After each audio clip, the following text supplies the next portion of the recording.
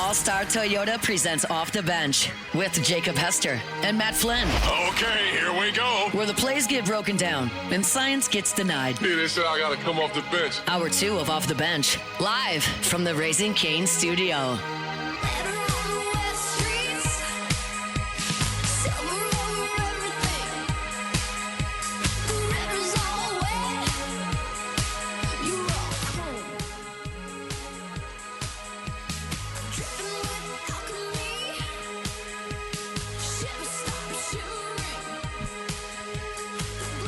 All right, welcome back in. Hour number 2, OTB, here live from the Raising Cane's studio.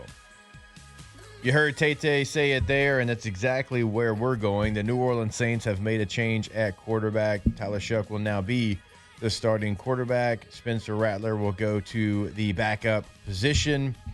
They did it against Tampa Bay. Shough comes into the game for Rattler, and I didn't think it was that close to happening like it played out there. It was almost like you were never going to give Spencer Rattler the full opportunity for the full season to be the guy. Like you were just waiting for any moment where you could put Tyler Shough into the game there. And, for the people that were like, you drafted him 40, you got to see what you have. Well, here it is. Mm-hmm. Here is what you're going to get. You're going to get Tyler Shough now as your starting quarterback. And typically, unless it's just an abomination, he'll stay your starting quarterback because you don't want, look, just like we talked about with Spencer Rattler, you didn't want to mess with his confidence with the way that he was playing. And you want to go in, out. So now Tyler Shough's going to be your guy there. And I personally don't think it should be the move, but there's a lot of people that wanted to see, again, they wanted to see Tyler Shough as a starting quarterback. And so now here we are.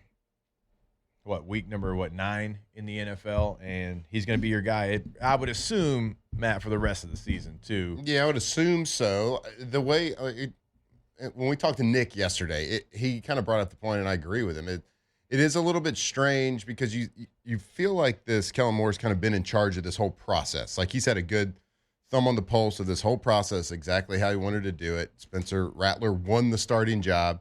He was the best leader. He was the best player going into the season. Now, you've won one game. You're 1-7. So you see the writing on the wall that at some point, Tyler Shough's going to play some football. Yeah. He's going to get his opportunity to go in there and get some experience, get some game experience, and do what everybody wants him to see, which is see what you have. So you knew that was going to happen. The way it happened, which was a little bit strange in my opinion. Like you're 1-7. Yeah, your offense needs a spark. A lot of turnovers. I get it. Like you can't. If the offense turns the ball over, it's going to fall on the quarterback's shoulders. Whether it's a fumble, whether it's an interception, whether it's directly his fault or not. And a lot of them were his fault. And that was kind of why everybody was the protection of the football. The first handful of weeks was like, yeah, well, this guy's doing great. He's doing great. He's protecting the football. They're not turning it over. They're not losing the game. Well, they haven't. They did turn it over. So that was like the first sign that the blemish on the radar for a Spencer Rattler-led offense. Now, of course, the points weren't we weren't scoring as many points as we needed to. There weren't plays being made. A lot goes into that. But you could always hang your hat on they're protecting the football. When you don't protect the football, you kind of lose that argument. So when you don't, you make a change. And the way they made the change, at the time they made the change is so weird because Kellen Moore has had such a process in mind and he's had such a, you felt like he was under control and at the right moment they'd put Tyler in, give him an opportunity. I did find it strange that they threw him in the middle of the game because they needed a spark on offense on a 1-6 football team. Yeah. And down. And I think he got pulled after Shaheed fumbled, something like that, which it's not directly Spencer Rattler's fault, right? The offense needed a little spark. But for a guy that seemed to be in control of the situation, as Kellen Moore has, that decision seemed a little out of control, in my opinion. For a move that everyone kind of saw that was going to come eventually in the season because you're not winning games, whether it's Spencer's fault or not, it seemed a little bit out of character to this point for Kellen Moore. It seemed a little bit out of control. I would have thought that when you throw him in there for the first time to get meaningful reps, to take ownership and leadership of an offense, that you'd give him a week of prep to give him the best opportunity. Yeah. Like he goes out there and does fine. I mean, it looked like how it's looked with Spencer, right? Some decent throws, some bad offensive line play, some really bad offensive line play, some bad receiver play, some really bad receiver play. Yeah, no real run game. No real run game to speak of. So I don't anticipate it looking any different. Yeah, I'm sure he's going to hit some big plays and good plays, and people are going to cheer. There's going to be some frustrating plays. He's going to hit a lot of check down Charlies. He's going to – the team's not changing around him. But I do want to take my hat off to how Spencer Rattler's handling the situation as well. He's handled it like a professional to the next level as well. I can tell you when I got benched, I didn't handle it nearly as well as he did. I was pissed. I'm sure he is too, but it's one of those situations. Well, I saw Nick Underhill tweet yesterday about it. He caught up with Spencer. Yeah. And kind of asked him, like, hey, man, why did you decide to take the podium Sunday after the game? You didn't have to. It wasn't a requirement. You could have, done a couple things at your locker and taken a shower pill and got out of there. Yeah. Shower Hadn't pill. heard that in forever. But he said, look, you got to handle it like a pro. And Yeah. this is, you take your lumps. You get knocked down. You got to keep fighting. It doesn't change anything. I'm going to handle this and be the best team that I can be. And not a lot of people will sit there and say that coming off in the heat of the moment like that. Like maybe after a couple of days of thinking about it and prepping a speech and prepping how I'm going to handle this. No, man, that came from the heart. Yeah. And he's serious. So like a lot of kudos to him, which is only going to help Tyler Shough.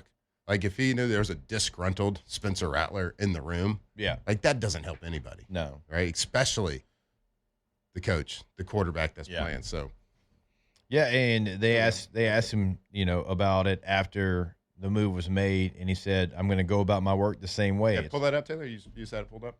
This is a little bit different quote, but he said, "I'm going to go about my work the same way." I have the audio of that one if you want it. Which one? I think it's that same quote that you're talking about. It's part of the game. I'm going to be a great teammate and respond the right way. I think that is. Look Okay. at Alondra, always on top of nailed it. Let's play that audio. Yeah, I mean, we came out of the half, didn't have a great drive, kept getting backed up. Just really couldn't catch a rhythm. And, he said, hey, we're going to go with Tyler, get a little spark, see what's going to happen. And, it's part of the game. I understand you can't control everything, but, hey, I'm going to be a great teammate and respond the right way, be a pro about it and help in any way I can. I mean, I just go at it the same way. It's part of the game. I've been through adversity before. I'm going to be a good teammate, have good body language, still be a leader.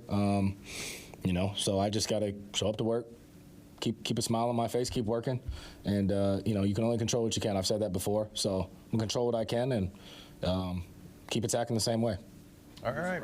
Yeah, that's much better than I. That's much better than I would have done. Like right after the game. Right after the game. It's I would be like, very you tough. stink. This place sucks. Why do I have the ultimate feeling that Spencer Rattler's going to go somewhere else and just light it up? Just has that feel to it. But, look, saying the right things. And for Tyler Shough, it's a great opportunity for him. Now has a full week to prepare. Now he's going against the Rams. That's a very, very difficult defense. It's an opportunity. That's what we call opportunities there, Jake. Yeah. Kellen Moore had this to say about it. We weren't playing well on offense. It had more to do with our entire offense, to your point, Matt, than Spencer. Yes, Spencer had some turnover bugs the last 2 weeks, but he's played plenty of good football. I was trying to generate a spark, trying to generate something that can get us going collectively. And I thought Tyler went in there, ... He battled. So that tells me that he was going to go, I thought Tyler went in there and he battled. But it is the offense collectively, and I'm not saying Spencer Rattler it was perfect by any means. He did play. It's just Kellen's point. He played a lot of good football. He did, in a situation that is not. I'm not going to say anything's unfair. In a situation that is, other guys are put in a little bit easier situation because they don't have guys behind them that are right there, that are a second-round pick. Kind of everybody kind of wants them to play at the first sign of a blemish. Like if you have a couple of blemishes and you stack them, then that's kind of writing on the table a little bit. But you look at other situations. I know you got to have, like, there's always an asterisk with that whatever round you were picked in next to it. He's got a 5th round. I mean, is Bryce Young playing better than Spencer Rattler? But much cleaner situation there. Yeah. Not having somebody breathing over your shoulder, you know what I mean? Right. So, anyway, a lot of good football. Too many blemishes. The red rifle's just there just in case. Break glass in case of emergency. He's not looking over Bryce Young's shoulder. They've broken glass. Yeah, they have. He's playing. Yeah, uniform and everything. Anyway, there's not an unfair situation. We're playing the world's tiniest fiddle here for NFL football players, but it was a situation where he couldn't make mistakes, and when you stack a couple mistakes on top of each other and you don't have a winning record, things happen. But I kind of do get that feeling as well. I think he's got a lot of good football in front of him, and I hope Tyler Shough's got a lot of good football in front of him. So we are going to find out. He's got an opportunity today against a really dangerous Rams football team. All right, we will step away, and when we come back, going to be joined by Dr. Stephen Etheredge here in studio, as we do every single Wednesday, and we'll do it right here on OTB, live from the Raising Cane studio. Off the bench. All right, go to allstartoyofbatonrouge.com. Buying new, leasing, renting, everything's always available for you. And if you want to go check out what they have on the lot, it's going to be something that's going to meet your needs. Multiple midsize SUVs, multiple trucks, van, sedan, hybrid, you name it, they've got it. And they have it in everything that they do. Buying new, leasing, renting, per day rental prices as well. So if you've got a trip coming up for the holidays and you want to get ahead of it, Thanksgiving, Christmas, New Year's, whatever it might be, and you want to maybe save miles on your vehicle, or maybe you need something bigger, maybe you want something smaller, whatever it might be, allstartoyofbatonrouge.com. Yeah, you ever given one of those gifts? You've seen it on the commercials with that big old red bow on the hood of a car? Yeah. That'd be a pretty nice little Christmas gift. Think about it. Maybe go check it out. Maybe go talk to them about it over there at All-Star Toyota of Baton Rouge on Airline near Goodwood. Go check them out. Go to their website. See everything that they got on the lot right there. All-Star Toyota of BatonRouge.com.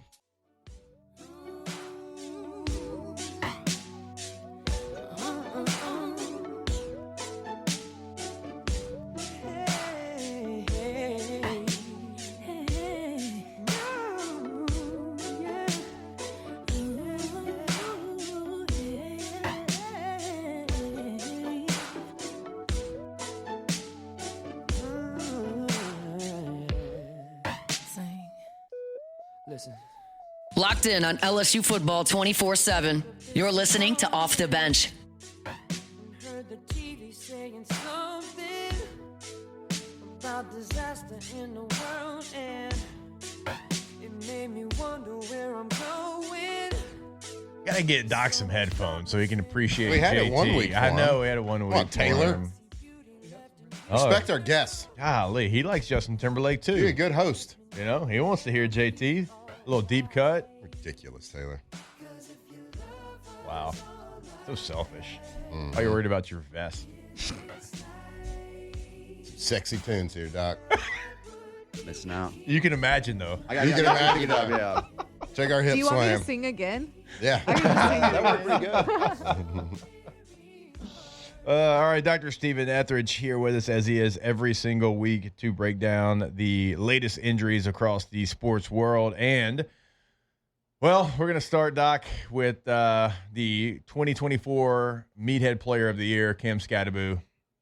He was playing so well. You know, the Giants weren't winning games, but it was fun. Jackson Dart, Cam Scatteraboo, just a little couple of meatheads out there just doing meathead things. And, I mean, so meathead that he tried to stand up after his foot was facing the opposite direction.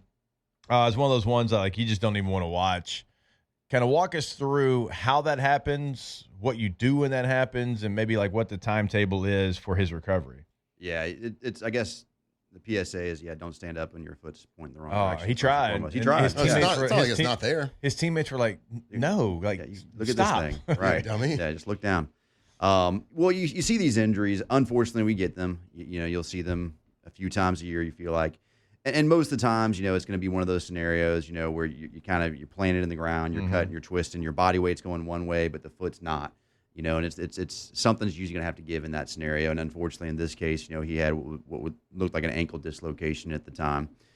When that happens, obviously, yeah, you're going to see if you see an extremity going the wrong direction, never a good thing, never a good thing.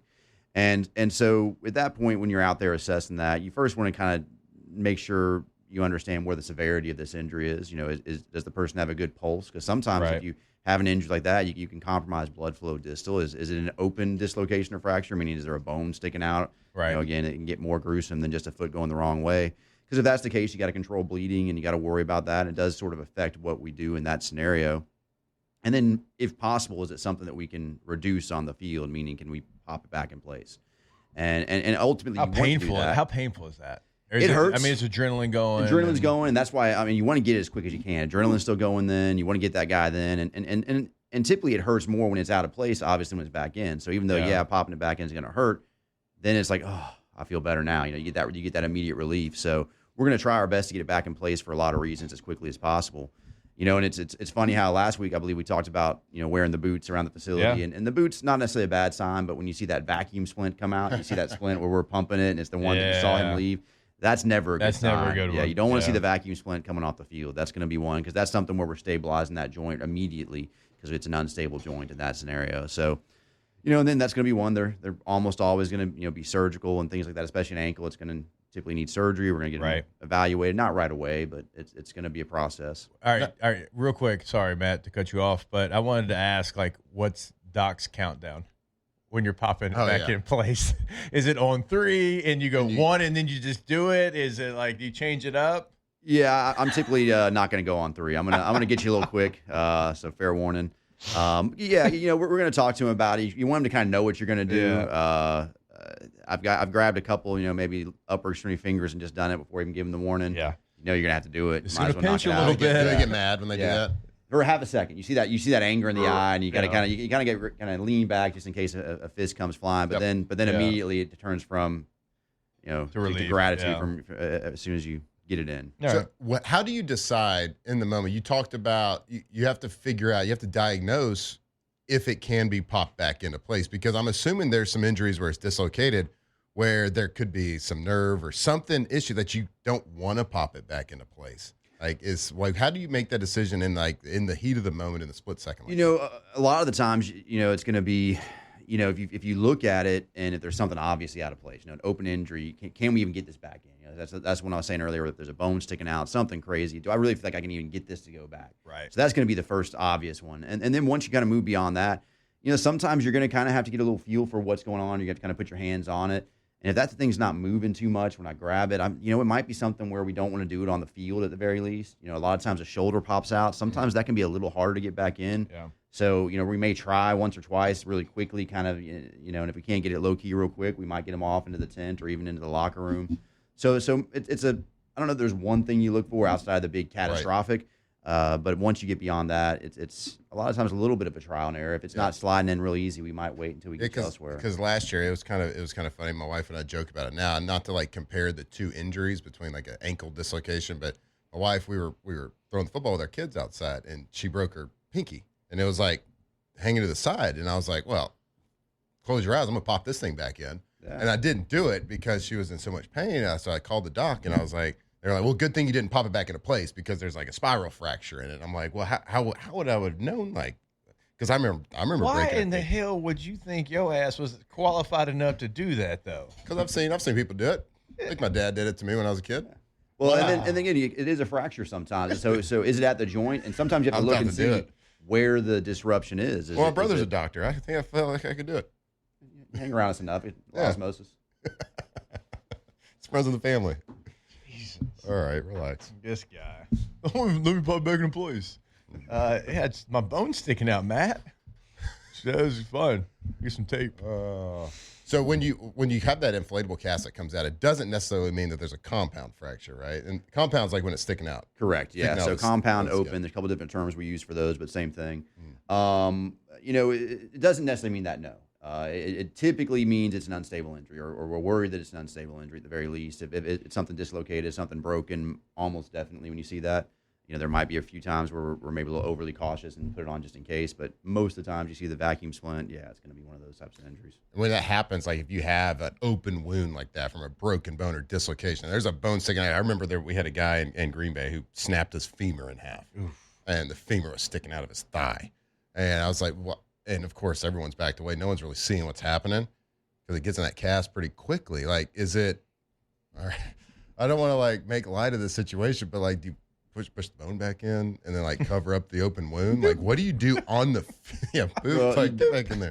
Definitely to cover up the open wound. You're going to kind of, if you can kind of get a better alignment, you're going to aim for that. And then if you think about it, part of the benefit of having this vacuum splint is the compression, because anytime you have a open wound that's bleeding, especially if it's around a big vessel, you want to stop the bleeding. So everything we can do, and part of that is that vacuum splint is going to put pressure on the wound, it's going to kind of compress it. So that's where we're starting a lot of times. So yeah, we'll put that on when it's open. We'll cover it. Obviously that's one that we're going to get a little bit more rapidly out of there to the hospital so we can flush that thing out, because you got to start worrying about infection and things like that. So you really want to clean those out good and as quick as you can. So all that process starts immediately. I mean, you worry about infections and everything, right? Right. When you be like certainly like out there, especially on a dirty field and all the stuff that's out there. I mean, it's you got to really wash those things out good. And, there's been a couple guys that over the years you've seen it, that have had those, unfortunately, where they got infected after the fact. They had their surgery, and right. Even if you do everything right, you got to get every bit of that out of there, and that can be hard. This next question, you can just say no. LSU's had a head coaching change. We all know that. You're one of the team doctors, and so you have communication with the head coach. Like, so now when you have an interim coach, but it is somebody I mean, you've known Frank for a long time. It's kind of the same, like, because Frank, it's just like, okay, well, that's just who we're going to talk with now about injuries, and it's just. Yeah, every coach has going to have a little bit of a. That's what I was saying. I know everybody different way they want to do it. Different information. And, some of them want it right away. Some of them just say, "Hey, look, we're gonna figure this out later." Some of them want to hear it. On Sundays we go in, we do treatments. Some of the coaches like to meet with us. Some of them just like to get it from one source. Some of them want to hear the whole group. Right. So they're all going to have a little bit of their own approach. And to your point, transition here to Frank should be pretty easy for us. He's a guy that's been around the program a while, a guy that all of us have relationships with. I've known Frank pretty much. He was there when I got here. His last go round. So I mean, he's a guy that I've known a long time. Yeah. I think he's going to do a great job. And yeah, so I don't think for us there's going to be much of a change. It'll be pretty seamless. Right. But yeah, to your point, each coach is going to do it a little bit different, and he may tell us like, hey, this is how I want it, and that's what we'll do. We're pretty adaptable with those types of things. Have y'all been kind of in tune with? I know the schedules are going to be probably a little bit different. Frank's going to have his own touch on a couple things. We got a bye week this week, second bye week. So we've kind of you have the routine down from last time, but it might be a little bit different. It'll be your first day in. You expect any different like schedule changes or anything? I know it's a bye week is a big week to get rested, be recovered, get treatment, and of course continue to treat the injuries that are already there. But expected any new schedule changes this week? I think schedule will be similar. That he may add in a different workout here or there, which might have a slight effect on us. I think the thing I've been hearing mostly is just the attitude. They're really trying to be more intense, trying to really pick up the intensity is the big thing I've heard. And does that really change the schedule? No, but I think what I got out of the first day, out of yesterday's practice, I heard it was a little more of an intense practice than you would normally expect, or what we would have expected during a bye week. I think trying to pick up the energy a little bit. Which is what we want to hear. That's exactly what I wanted to hear. That is exactly, because there's only one speed at LSU, and that speed was not being played, and here's to hoping that it gets played. Doc, we appreciate it. Always appreciate the time, even though you're talking about bones sticking out, putting them back in on the field. And, going, yep. My pleasure. Real quick, what's the worst bone you've ever seen out on a football field? Ooh, on a football field, it's probably been an ankle. Some of the ER, they're a little bit different, but yeah. What about the ER? We had femurs. We talked about a femur a minute ago. I remember I have 1 second. I was a med student, and this is like my first week on a trauma rotation, so very, very new to this. And literally, a guy comes in for a motorcycle accident, and his ankle was hanging on by a thread of tissue. So I have to hold this. My job was to hold the ankle. I'm the lowly med student. The guy's just like, hold this, and I'm like, you mean his foot? And I'm looking down, and there is like one little piece of like tissue holding it on. And I'm just like, my eyes get this big. And can you say? Is it? You can't save that, right? Can you? In that scenario, didn't work out so well. Yeah. Right. Yeah. Yeah. So, like, I think most people, like, when we watch sports and, like, a bad fracture, a break happens, or something goes the direction it's not supposed to go, that God did not create it that way, it's most of us turn away, right? I don't like to see bones breaking. Like, but I know your experience with it. To be a doctor, you have to have you can't have that. So, but is there ever a time it's like you walk up to it and like you just go, oh, Yeah. it's And just well, like, and I look, can't be comfortable. well, I will say this: that's the one thing that makes it worse on the sideline because these are kids that I know, Yeah, and true. it's a little different when it's somebody you know. You're right. Yeah. So even though if in the ER you come in with this ankle turned the wrong way, you maybe there's that half second of ooh, but then you kind of turn the switch. When you're out there, you realize like, hey, this ankle's attached to this guy that I know really well, a kid that I care about. Yeah, it does have a little bit of a different effect then. True. If it had been Flynn, you'd have been like, get up. Get up. I don't know if you can break those cankles. Strongest cankles in the world. All right. Get out of here. All right, go to russellpools.com. Russell Pool Company. If you're looking for your dream pool, remember they can do it for you. So many different things they can do for you. You'll see it on the homepage there. So many different options they have for you, features, accessories for your pool. And look, you can get all 4, 5, 6 of those together and create your own dream pool with things from other people's dream pool. Whatever you want, that's what they're going to get done. russellpools.com. All right, when we come back, Chris Lowe of On 3 joins us to break down what's going on at LSU, what's he hearing, who's going to be the next head coach, all of that when we come back on OTB. Off the bench.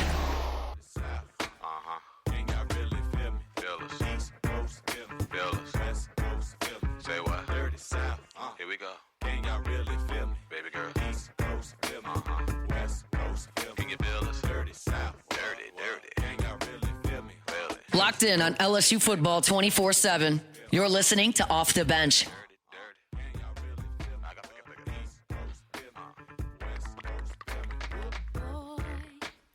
I've been watching you like the hawk in the sky. But you are my prey. Boy, I promise you, if we keep bumping heads, I know that one of these days. All right, welcome back in OTB. Trying to get in contact with our guy, Chris Lowe of On 3. Certainly, I used to have a teammate back in the day, Little League Baseball. His name was Chris Lowe. He's one of those guys that got really tall early. He was like, over 6 foot. So he wasn't very low? He wasn't low.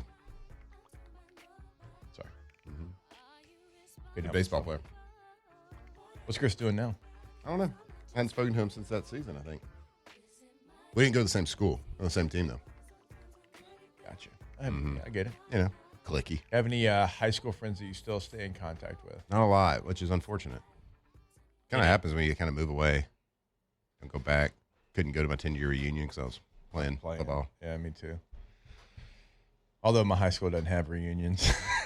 So it didn't really matter that I was playing football. Shreveport Evangel seems like the peak place that would have reunions, and it's like, I don't even need to dust off my letter jacket because I still wear it pretty frequently. See, I kind of wish it was like that. I wish it was like West Kane and the Coyotes. It wasn't. I didn't even have a Letterman jacket because we all of us play every sport. That is one of the more shocking things.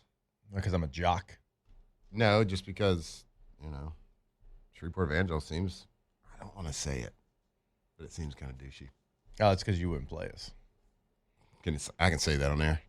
I think so. Taylor, Londra, I can say douchey on air. Yep. I mean, you said it like 3 times right then. So well, it was confirmation. It was for educational I reasons. can just tell you right now, we'd have worked y'all.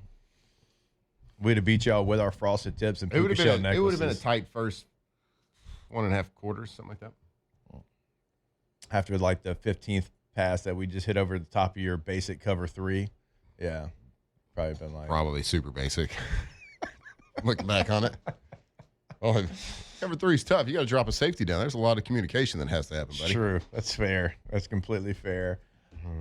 Oh yeah, no 10-year reunion, no 20-year, which 20-year would have been last year.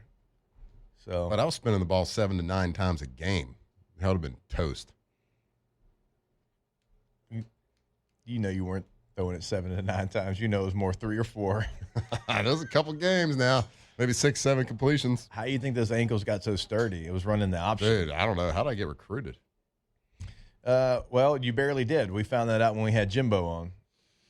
Dooley said your ankles were not recruitable. All right, let's go to the phone lines now. Our guy Chris Lowe on 3 joins us. CeeLo, what's going on, brother? How we doing? Doing great, Jacob. Good to be with you guys here on the by you as you guys look for a head football coach. Yeah, that we do for sure, CeeLo. And hey, one of the things I want to ask you about is the timing of everything now compared to what it used to be. And we were talking about it earlier. You know, Coach O got hired at the end of November. Brian Kelly got hired at the end of November because it was a 14 playoff for BK. And even though they still had a chance at getting into the 14 playoff, he decides to take the LSU job. Well, now with the 12-team playoff, and every candidate that we talk about with LSU, for the most part, is somebody that still has a chance at the 12-team playoff. And so what does the timing look like now? Because we know, like, early signing days, December the 3rd. Now, the transfer portal window is not till January now. That got pushed back, but it's early January. I believe January the 2nd is when that starts. And so, CeeLo, do you think that LSU will wait for the right guy, even though it's not a guarantee if you wait for said right guy? I've asked that same question to people near all these situations, and they all have told me the same thing, that if it's the right guy, if it's the guy they absolutely want, that absolutely. They're not going to let the fact that the season gets pushed or has been pushed back keep them from hiring the coach that they all want. And of course, the game that everyone's talking about is Lane Kiffin. I understand that's been, bandied about what if Ole Miss makes a deep run to playoff, which they could. I mean, the first game is the 19th of December. So let's say they win that, or even get a bye and don't play until January. Or later that year, I guess later in the year, right before New Year's. I don't think that'll be a deal breaker. Will it make it more difficult? Yeah. But I don't think a school, in this case, LSU or Florida, for that matter, are going to sacrifice the guy that they want and the guy they feel like they can get, the guy that they feel like is the difference maker.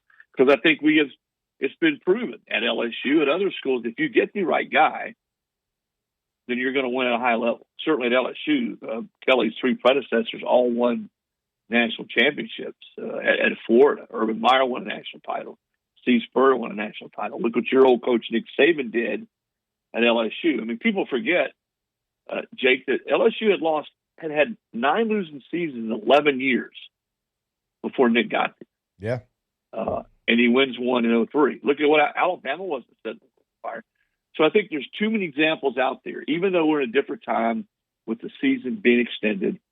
If a school gets the right coach, it makes all the difference in the world. Chris, does it become a waiting, like you're saying? Like if a team has their guy pinpointed and they think they have a good opportunity to get him, like time is not really the issue. They will wait for that right guy. Because like you said, if you get the right guy, anything can happen. We see what happens. But I'm looking at the landscape, and I'm looking at all of college football. I'm looking at the coaching openings right now. There are a lot of blue bloods that are going to be looking for coaches, and there's only so many of those people that has ended up on the top of everybody's list right now. Lane Kiffin is the hot name that everybody's talking about, but he's also being talked about for the Florida job, for the Penn State job, for every job. And there's going to be more big-time schools that come open. So at some point, if you're an LSU, if you're a Florida, if you're a Penn State, are you looking at, all right, there's 2 guys that we really want that we would wait until mid-January for, but there's 5 positions, 5 teams, including the team that he's currently at, that we think that he may or may not go to. So like, how confident, how many back channel conversations can you have that would make an LSU or a Florida comfortable waiting that long with so many good job openings open? Yeah, there's no way a school centers in on just one guy, first of all. But they will center in on their guy and have those back channel conversations. All these coaches have agents. A lot of them have the same agent. Yeah, that's right. Yeah, that's a good point. It's like, so yeah, I mean, there are conversations being held, and not James Franklin, but Marcus Freeman is another guy a lot of schools would love to have. And I know there have been reports out there that he's not going here or going there, but you still kick the tires with guys like that. You just do. Are people kicking the tires with a Caleb DeBoer out west? Hey, are you really happy there in Alabama? So, is Penn State doing that? So I guarantee you there, and not just with Lane Kiffin, there are those conversations, because that's why you hire an agent, right? You coach your football team. And Lane has told me that, hey, I didn't handle the last time real well.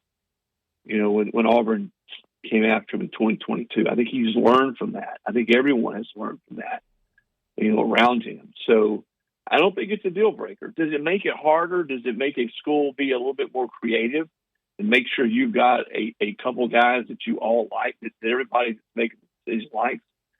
Absolutely. But we've seen coordinators do it. Now, granted, in a 14 playoff format, Kirby Smart did it when he was at Alabama and went to Georgia. Dan Lanning did it when he was at Georgia and went to Oregon. Again, coordinators and head coaches, at the time is a little bit different animal, but it is at least similar.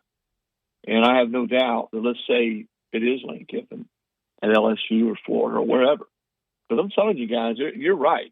There are going to be other openings. We're not done. I think Florida State absolutely could open. Yeah. And I got a little secret for you. Lane Kiffin was majorly in play there at Florida State 2 years ago when it looked like Norvell might go to Alabama. So there are going to be other, does Auburn open? Right? And again, I'm not suggesting that Lane would go to Auburn, but you guys know that if these other jobs start opening, then there's even more of a domino effect. And then everyone starts trying to race and beat the other one to get their guy. Guys, is there enough coaches out there who are truly qualified and established to fill all these jobs? Yeah. No, I'm with you. I'm with you too. And also, like, not only that, CeeLo, and again, I agree, but it's like for LSU, it's like, okay, well, you need something different than what you just had. For Penn State, you need something different. Like, you know how that goes. Like for Florida, they're probably not looking at John Summerall from Tulane because they just hired a coach out of the Sun Belt, Billy Napier, and it didn't work well. So their fan base doesn't want to hear another group of six coach, even though John Summerall's a really good football coach. For LSU, like, don't talk about James Franklin because they feel like they just had a version of James Franklin. Probably the same thing for Penn State if Brian Kelly's name got brought up there. So not only is the pool going to be small, there's also different filters based off the job. Yeah, and I think, again, let's just use Florida and LSU. Now, they're different schools, and I'm not saying they're the same, but they're both SEC schools. They both have unbelievably fertile recruiting grounds in their state. So if you're LSU right now, or if you're Florida, I think you want guys that will fit, guys that understand the conference, guys who've coached in the conference, guys who recruited in the conference, guys that will galvanize the money people, Jake. We've already, the two of us have talked about this. Yeah. That when ex-coach comes in, whether it's Jacob Hester or Chris Lowe or Lane Kiffin, that they're going to get the money people there excited enough that they're going to invest. I got a piece coming out later today on 3. And by the way, Jacob, you are prominently featured in this piece. And I talked to your former coach, Nick Saban, about this. And it was really interesting what he had to say about what makes a good job now. But I think those are the things that those two schools in particular, when you come in, do the guys who have money, because let's be honest, at Florida and LSU and Bama and Texas, all those schools have guys, boosters, who have tons of money. But the question is, how many of those can you get to pony up the kind of money it's going to take now to build rosters? Right. And I think that is the number one thing is schools evaluate candidates. Who can we get in here that's going to truly help galvanize our money people, get them together, earn the kind of trust and confidence that we're going to be able to give them the kind of money to build his roster. I mean, LSU was a little bit late to the party. They spent a ton of money on this roster, which is head scratching, and they're not better. I guess around $18 million, but I think that's the waters you got to be swimming in, whether you're Florida, LSU, or anywhere. Chris, I don't think there's ever been a more challenging time in college football history to be a head coach or to be a coach. Not just because of the NIL and having to navigate a brand new world and brand new landscape and having to constantly recruit guys that are still on the roster and navigate, salaries and paying players and everything like that. But with the emergence of a 12-team playoff, the expectations certainly have skyrocketed. And I think that's probably one of the big reasons we're seeing so many coaching turnovers mid-season is because, with a 14 playoff, that was one thing. It's like, all right, that's the top 4. It's fine. We're close to that. We're not there yet. It's understandable. But with a 12-team playoff, it seems like every team that has a chance feels like they should be making the playoffs. So they have this definitive line that says 12-team playoff. It should be. I mean, it's a lot harder than you think, but it should be a lot easier to make that playoff. So it's either playoff or bust. And when you get eliminated or mathematically eliminated from that opportunity, I think the fan base becomes a little restless. Do you think that is playing a big part in a lot of these coaches being that we didn't think getting turned over? Yeah, well, I think everything is geared now toward the playoff. That if you don't make the playoff, then it's been a bad season. And, 8 years ago, 10 years ago, you had 4 making it, and, making it a year 6 bowl was a big deal. It's going to a bowl game now is not a big deal. Certainly with the kind of money, as you point out, that's being spent on rosters, on coaches. And when, people that are wealthy don't typically, in my experience, spend money unless they think there's going to be a return on their investment. And they're certainly not going to keep doing it if there's no return. And I think the people now that are funding a lot of these collectives feel like, right or wrong, that they have or should have more of a say. And there's going to be more pressure from that on coaches. I think that's sort of what you're saying, that, hey, we got to get this done quick. We got to flip this thing quick. And I think for a guy like Brian Kelly, the problem was that you saw other examples of that. Kirby Smart in his second year at Georgia had Georgia in the national championship game. Josh Heupel in his second year, or it was his second year at Tennessee, or third year, had Tennessee in the playoff. So here recently, Lane had Ole Miss a game away from the playoff last year. He's won 10 games a bunch of years. So, he's flipped it pretty quickly. And I think that's, with the money, again, that's being doled out, there is that pressure. I think that it's probably greater than we've ever seen it before, which is why ADs get squirrely, money people get squirrely, they put pressure on the AD. And then we've sort of seen that the AD maybe is not as front and center in making some of these hires. I mean, look at what is happening to Virginia Tech. I don't know how much Babcock, is involved. If people are bringing in general managers to make. I mean, how much will Scott Woodward be involved in this hire? There's a lot of those questions, and I think all that is, yes, a byproduct of certainly how we've seen the landscape change with some of the money that's being paid out in the NIL world. All right, there he is, our guy Chris Lowe, On3 senior college football reporter. CeeLo, we appreciate the time as always, sir. Yeah. Hey, Jake, what would your NIL have been when you got to LSU? Had you been at NIL? Out of Shreveport, how much would you have pocketed? Maybe when I got here, not a lot, but when I left, I think I would have done pretty well, CeeLo. All right. Good answer. Good answer. Paid him to stay home. No, we appreciate it, Chris. All right. See you guys. Take care. All right. We'll take a break. Wrap up hour number 2 when we come back here on OTB. Off the bench. All right, go to PelicanRoof.com, website for Pelican Roofing. Go to the top right corner, click on Community, and nominate a veteran today for that free roof giveaway that they're doing. Incredible giveaway that they're doing. They did it during Mother's Day as well. They're consistently doing things like this in the community, in Lafayette, in Baton Rouge, boots on the ground in both. We always remind you about that, right? Because they are there, they are local in those communities. And, I mean, they'll support, like, so many different things within those communities. And, of course, they're going to be the best option for your roof as well. Look at the 5-star reviews on the homepage. Go there today. That is PelicanRoof.com. Yeah, like Jake said, they're boots on the ground, offices in Lafayette, offices in Baton Rouge. So when you have a project, they don't have to be driving back and forth. If you're building a new roof or you're having a roof repair, whatever it is, like, they will dedicate a project manager specifically to your job that's going to be fully focused on your roof and your roof only. So give them a call. If you have a project going, go to their website, check them out, PelicanRoof.com.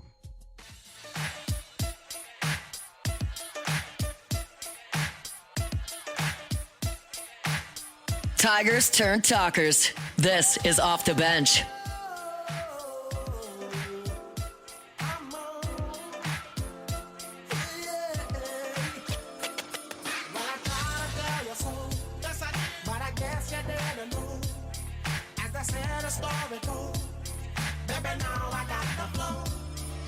All right, welcome back in, OTB. Look, like 20-second segment here. But, hey, for us, Chris called us late. We called him for like 4 or 5 minutes. I don't know. So that's on Chris. He called it back. I'm blaming this one on CeeLo. I'll stick with us, though. But I promise when we come back. Huge hour 3. Gigantic, huge hour 3 of the show. Huge. Stay with us. We love you. Off the bench.